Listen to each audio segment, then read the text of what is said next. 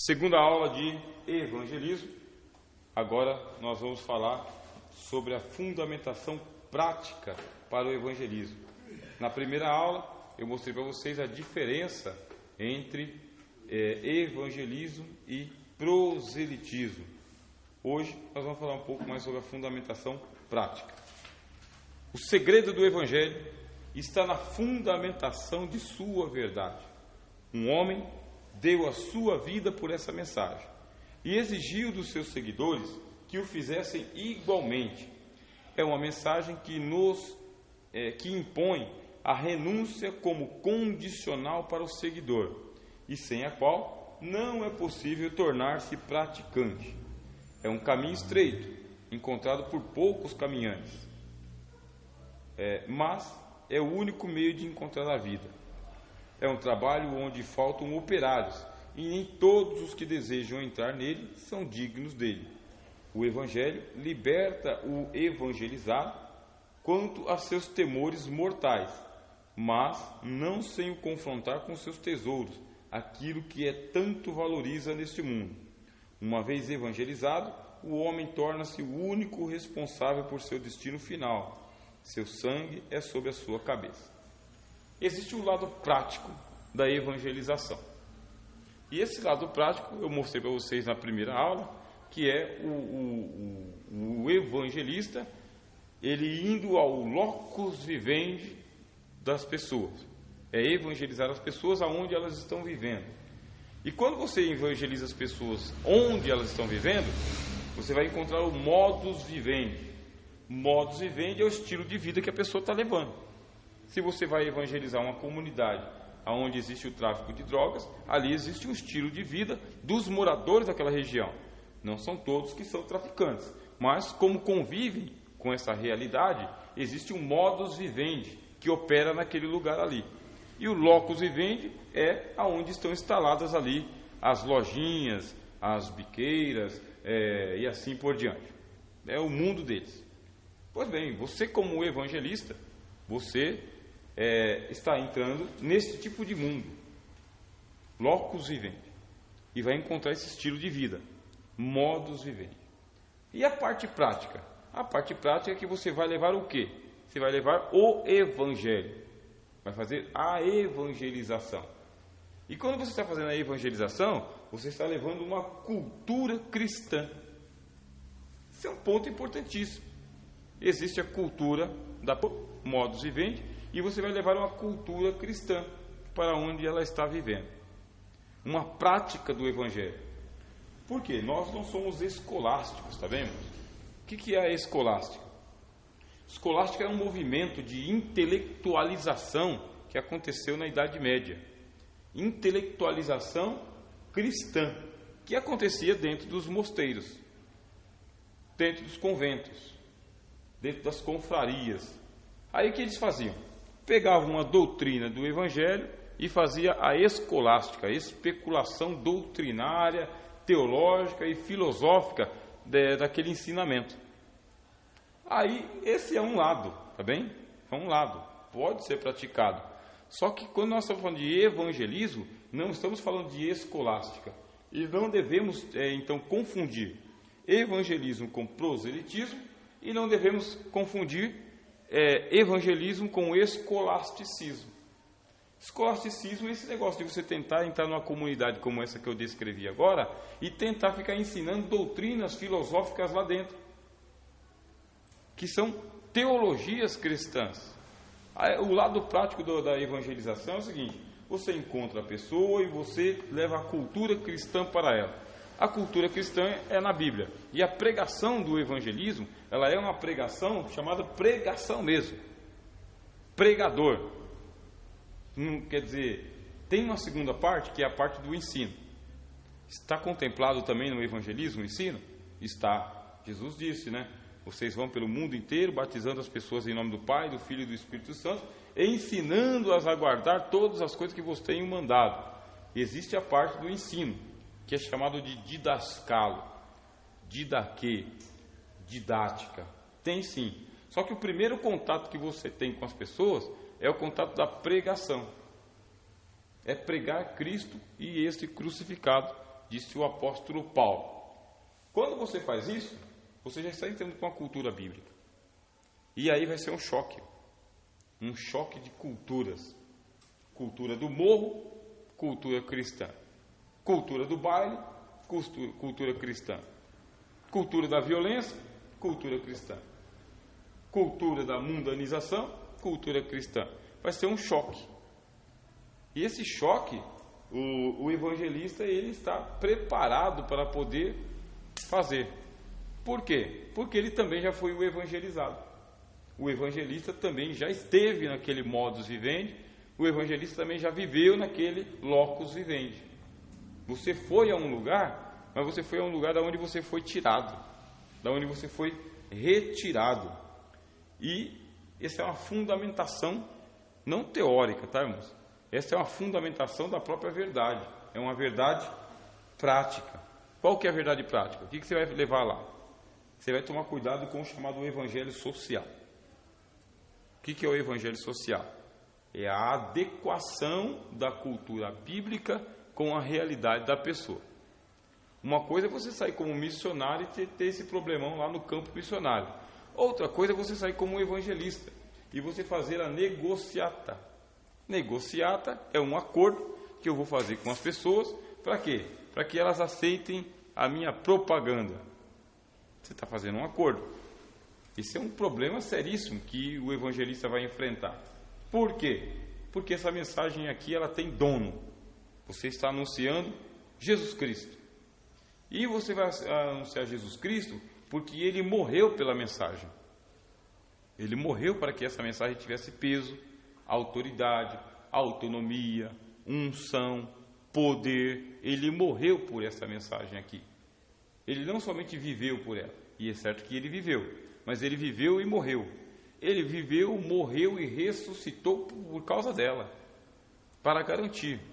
E o cuidado que ele tem é de estar pertinho do evangelista. Ele está ali, ele confia em você, que você é um evangelista. Só que ele falou, eu estarei com você. Você vai evangelizar, mas eu vou evangelizar aqui, ó, de olho, lado a lado, dando a assistência também. Você está fazendo a comunicação de uma mensagem espiritual. Você está comunicando uma pessoa e não uma doutrina. E isso aqui é muito difícil, meus irmãos. É muito difícil. É certo que a igreja tem vencido tudo quanto é obstáculo, senão nós não estávamos aqui. Mas, num curso de teologia, temos que falar sobre isso.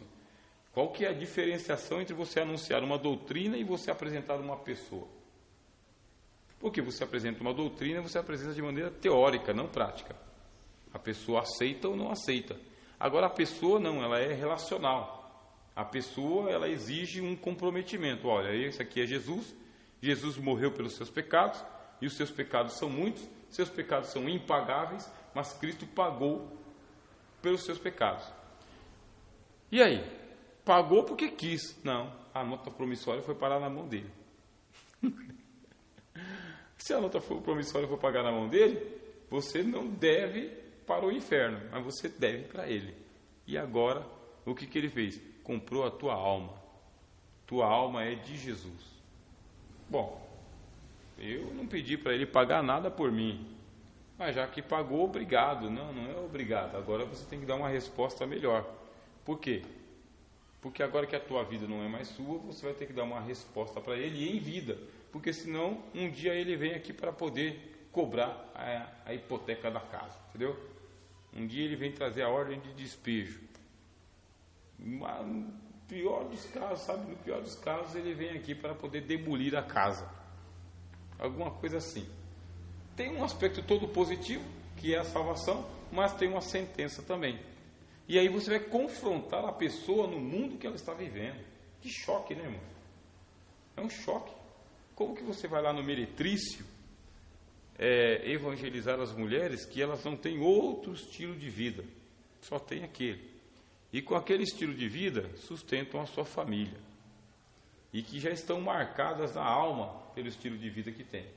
E que se elas saírem do meretrício e forem para o mercado de trabalho, elas já vão estigmatizadas. Que ninguém conheça o passado delas, porque se conhecer, não consegue emprego. E outra coisa, vai ganhar menos. Não vai ganhar tanto quanto ganha, vai ganhar menos. E vai exercer uma profissão totalmente diferente. E agora? Como que você vai chegar com cultura cristã para uma mulher que está no modus vivendi, que não tem nada a ver com a cultura cristã? Você vai chegar romanticamente dizendo, Jesus Cristo te ama, está te tirando você da prostituição, aceita Jesus e Ele vai arrumar a tua vida. Até que essa mulher, que está no meretrício, ela tenha a vida dela arrumada, ajeitada, passou uma temporada. É a ocasião que ela volta, é a necessidade que bate na porta, é o filho que está chorando, é a carne dela que vai chamar ela de volta para esse estilo de vida. Aí pronto, você vai fazer o quê? Vai ensinar escolasticismo, doutrina, costumes humanos, vai dar a repreensão do inferno. Se você voltar, você vai pagar no fogo do inferno. O apóstolo Paulo diz o seguinte: olha, nada propus ir ter convosco, senão Cristo e este crucificado. Aí ele vai dizer por que ele faz isso: para que o evangelho não repouse sobre as demandas humanas. O evangelho precisa ser o poder de Deus para a salvação de todo aquele que nele crê. Precisa ser. Aí, como que você vai pregar o evangelho para uma pessoa em meretrícia? Só pelo poder de Deus. O Senhor Jesus, ele disse que o evangelho é semelhante a uma semente que você joga e ela nasce, está plantado. Só que nós temos um modelo. Qual que é o modelo? Você quer aceitar Jesus como Salvador? Você quer aceitar Jesus como Salvador? Você quer aceitar Jesus como Salvador? Esse é o modelo que a gente tem. A gente acha que evangelismo é isto: levar o evangelho lá e fazer a pessoa aceitar a Jesus, porque ela aceitando a Jesus, aí é o modelo que a gente tem. Esse modelo é eficaz? Já foi. Continua sendo eficaz? Não mais. Não mais. A própria igreja tem que se estruturar sabendo o seguinte: se você vai evangelizar lá uma pessoa que está no vício, essa pessoa vai ter que ser tratada pela igreja, porque o evangelho é poder de Deus, e esse poder de Deus ele tem muitas formas, inclusive de dar dons de socorro. É um dos ministérios que a gente vai estudar em missiologia. Dom de socorro. O que é o dom de socorro? É uma pessoa que recebeu a graça de Deus para socorrer quem está passando por um apuro. Aí a igreja precisa fazer o quê? O evangelista, no caso, né? Ele tem que estar vinculado com uma igreja, para que, se ele está evangelizando as crianças de rua, ele precisa ter albergue. Ele tem que ter orfanato. Porque ele está evangelizando as crianças de rua. Ah, mas eu não tenho vínculo com nada e vou fazer evangelismo das crianças lá na rua. Então, quando você estiver fazendo evangelismo das crianças lá na rua, não é só o fato dela aceitar a Jesus, é você se comprometer a ir lá ensinar o evangelho para ela continuar vivendo na rua, mas com uma cultura cristã. A mesma coisa, o exemplo do meretrício.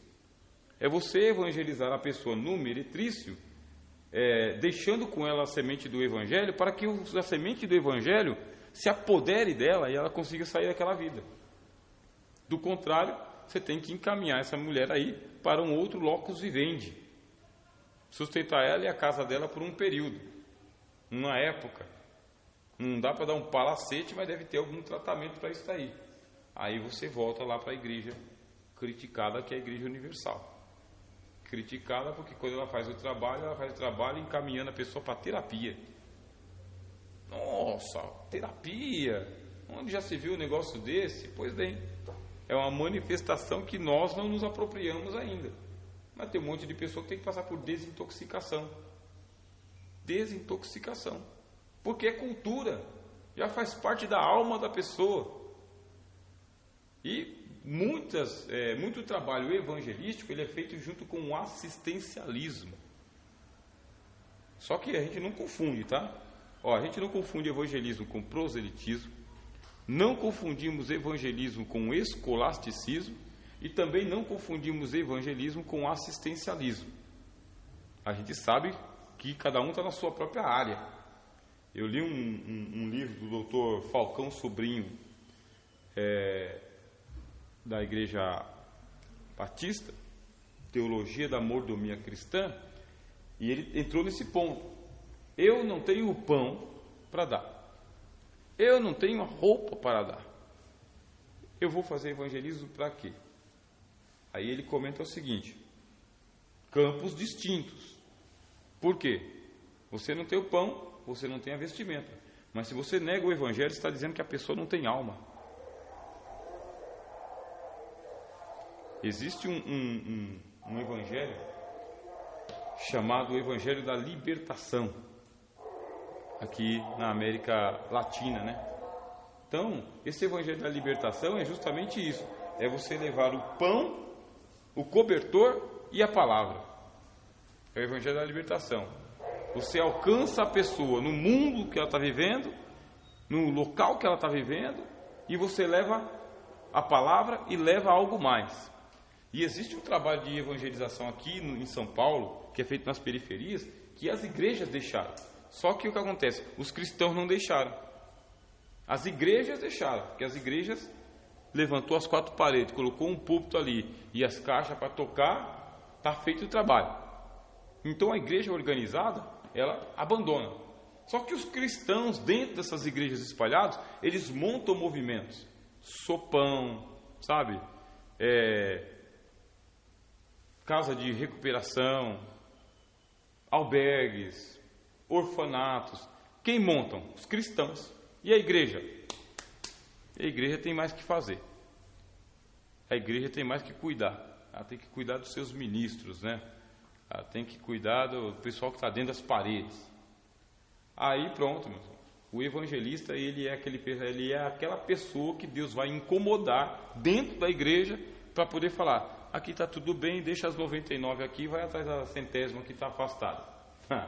Você vê que um trabalho é um trabalho do missionário, o outro trabalho é o trabalho do pastor, e o outro trabalho é o trabalho do evangelista.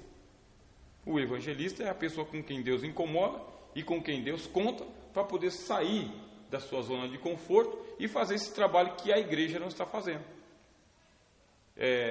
Aquele pessoal do programa A Liga, eles fizeram uma reportagem sobre isso daí. E é uma reportagem que ela tem mais de 1 hora de duração.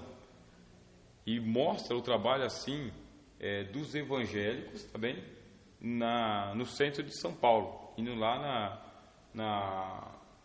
nas biqueiras, né? As Cracolândias, aquele lugar todo. E é emocionante, sabe? O programa é emocionante, o pessoal da Liga se emociona, né? Vendo como que os irmãos, eles vão lá, madrugada adentro, entre tudo quanto é lugar, e vão ali alcançando as pessoas, prega a palavra, leva o cobertor e dá uma quentinha para eles, um pedaço de pão. Tem uma briga, aquele negócio todo, né? Mas é tudo a arrecadação dos irmãos. Dos irmãos. São feitas campanhas de arrecadação de agasalho, e eles fazem as campanhas e os irmãos vão de novo. Placa de igreja, não tem. E quando você vai ver, está todo mundo misturado. Metodista, batista, assembleano, universal, tudo misturado.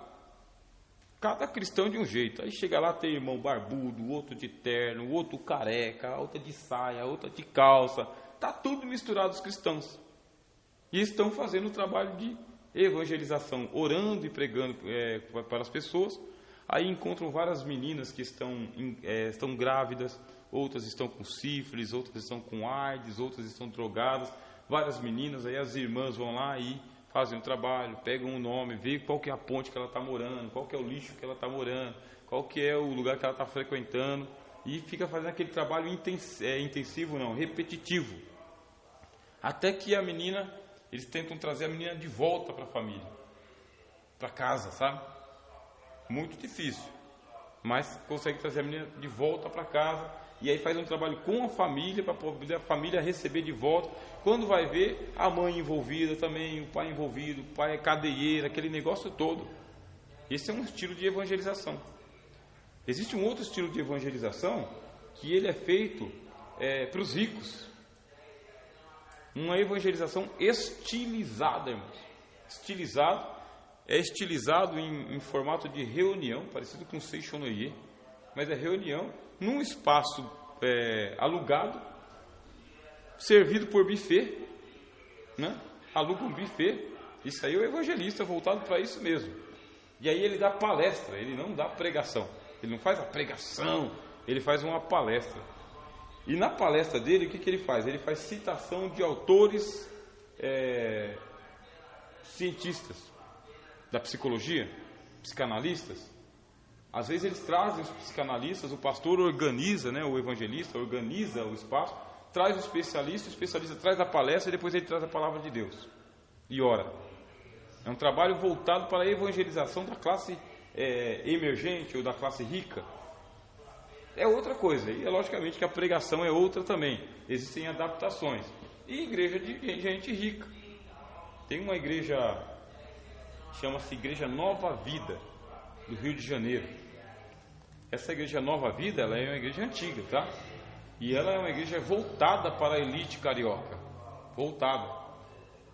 Até onde eu estudei ela, né?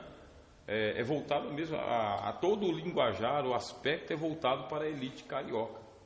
Não é que ela estigmatiza e fala que pobre não entra aqui. É que não é o locus vivendi ali do pobre, mas ele é bem-vindo também. Ele é tratado também. Tudo isso aí é um trabalho que o evangelista, que é chamado por Deus, ele vai pegando esses ganchos e vai aplicando. O que ele não pode fazer? Ele não pode tirar Cristo da sua mensagem. Querendo ou não, ele vai anunciar o caminho estreito. David Wilkerson, que foi um evangelista renomado nos Estados Unidos, tem um filme dele que vocês já devem ter assistido. Se não assistiram, eu recomendo. Chama-se A Cruz e o Punhal, o nome do filme. Está na internet. David Wilkerson, ele chegou para poder fazer a evangelização daqueles bairros cheios de gangues nos Estados Unidos. E quando ele chegou, existia guerra de gangue para tudo quanto é lado. E ele foi pregar o evangelho no meio das brigas de rua. E ele conseguiu ganhar um dos caras que era famigerado, chamado Nick Cruz. É um cara famigerado. Ele ganhou, cara drogado, guerrilheiro também, sabe? Vivia no meio das gangues. E você vê nas cenas do filme. E no livro que ele escreveu, tem um livro chamado A Cruz e o Punhal, e o outro livro chamado Foge, Nick. Foge, né? Ele tinha sido lançado pela editora Betânia, aqui no Brasil. E aí ele vai mostrar que para ele fazer a evangelização, ele ocupou o cinema. Ele teve que ocupar a sala de cinema. E essa sala de cinema passava filme normal. Só que ele conseguiu alugar para poder fazer a evangelização. E o chamado de rua que ele tinha que fazer? O chamado mais populista possível. Era gangue chamando gangue. E as gangues rivais iam para o culto e marcavam lá que ia acontecer uma guerra dentro da igreja. E aí o David Wilkerson tinha que entrar com a pregação da palavra e o cântico. A igreja. Transformar aquele pardieiro numa igreja. Poder de evangelização. Morreu bem, igreja plantada, foi fiel até o final do ministério dele e conseguiu ali evitar uma carnificina muito grande por onde ele evangelizou. Então, o evangelista ele tem uma mensagem. A mensagem é Jesus Cristo vivo. E Jesus Cristo vivo entra nesse antro aí e em todas as camadas sociais, todas. Se você se preparar, você vai entrar em todas as camadas sociais. Você pode evangelizar pela internet, pelo Facebook, pelo WhatsApp, nas praças. Eu vou até fazer uma abertura para vocês aqui. Por quê? É necessário se trabalhar com metodologia no trabalho de evangelização. Não, tem um pessoal que é bem romântico, acha que não, que tem que fazer igual Jesus fazia lá na beira da praia. Quem estuda, irmãos, sabe que não é assim. O evangelista Charles Finney, ele era um advogado. Ele era um advogado metódico. E ele chegou ao pastorado. Quando ele chegou ao pastorado, igreja vazia, irmão. Você vai pregar para quem? Vai pregar para banco? E por que a igreja era vazia? Era aquela monotonia, sabe? Monotonia. Os hinos que cantava, indo congregacional, com passo lento, culto monótono, sabe? E a cidade que ele morava caindo aos pedaços, de tanta violência, prostituição, bebedeira, briga, e era um negócio feio. Aí ele conseguiu chegar ao pastorado, assumiu o pastorado de uma igreja, e ele inovou, usando metodologia. Inclusive ele escreveu sobre a ciência do avivamento, passo a passo para você promover um avivamento, avivalístico, tá? E evangelístico, passo a passo. E o que acontece? Primeiro que ele tinha um sermão muito bem preparado, voltado só para a pregação dos pecadores. Aí você vê que eu já estou flutuando do evangelista para a igreja, o evangelista pastoreando a igreja, o evangelista fazendo um trabalho de avivamento. Aí ele pegava e fazia o quê? Ele separava os bancos. Ele separava os bancos, deixando os bancos especiais para os visitantes. Especiais para os visitantes. E ele orientava os irmãos que trouxessem os visitantes e ficassem próximos aos visitantes. E ele preparava o culto. Preparava o culto, exortava os irmãos para poder fazer aqueles cânticos mais avivados, né? Mais participativos, numa linguagem mais, sabe, interativa, e trazia um sermão. Só que o sermão dele era confrontador. Se você lê um sermão do Charles Finney, se você lê, você fala, é isso. Confrontador. E chegava uma hora que ele colocava a igreja assim envolvida para ele poder fazer o apelo. Foi ele que inventou a história do apelo. Foi ele. E ele fazia o apelo direcionado para as pessoas que estavam ali. Orador, né? Orador. Pegou a prática que ele tinha, porque ele era um advogado. Aí ele fez oratória. Aí chegava a hora que ele fazia o apelo, o convite. E o convite que ele fazia era emotivo, mas muito emotivo. E as pessoas iam na frente para aceitar a Jesus. Já estava perto, porque ele colocava num ponto estratégico. As pessoas chegavam e acompanhavam. Depois pegavam essas pessoas aí e fazia o acompanhamento delas pelo discipulado, a integração. Integração até batizar essas pessoas. Metodologia. Metodologia. Consequentemente, uma pessoa que foi reconhecida por levar milhares de pessoas para o Evangelho. Milhares de pessoas. Naquela época, qual que era a metodologia? Metodologia fechada, culto fechado, Estados Unidos caindo aos pedaços. Agora um evangelista foi lá e mudou a ideia. Aí vem o seu Moody, faz de uma outra maneira. Lá na Inglaterra tem o Spurgeon, que faz de outra maneira. E assim os evangelistas do século XIX são chamados de avivalistas, por causa disso. Whitefield tinha feito de uma outra maneira, o John Wesley tinha feito de outra maneira, e assim por diante. E aqui no Brasil hoje a gente tem que repensar os cultos que a gente está fazendo para dar foco à evangelização. Vou dar uma parada aqui e aí já vou abrir para vocês falarem.